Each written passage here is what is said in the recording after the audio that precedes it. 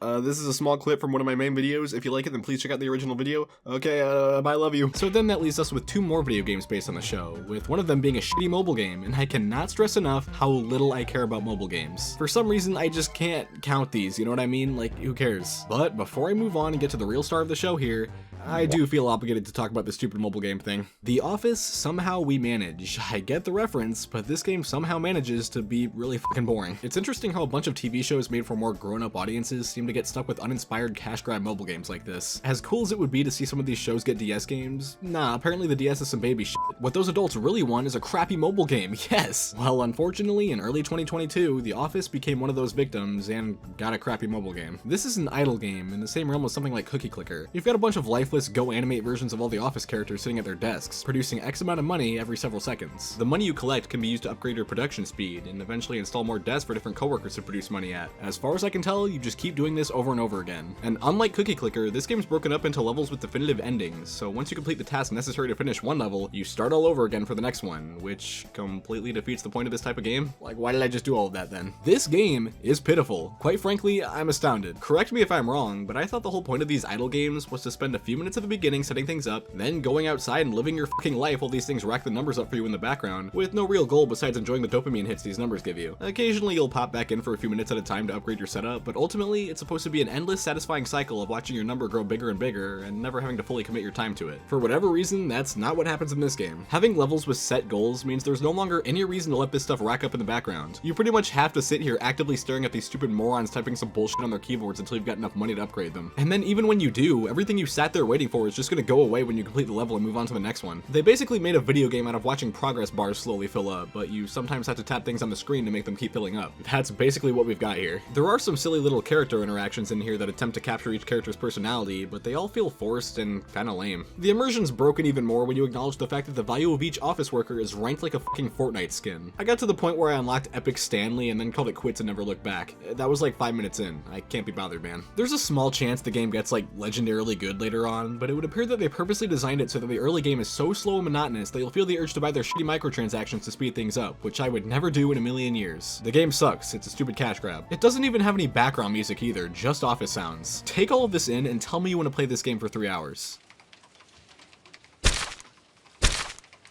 You know what, man? I take back what I said about this game's immersion. It's actually on point. It really feels like I'm working a boring ass 9 to 5.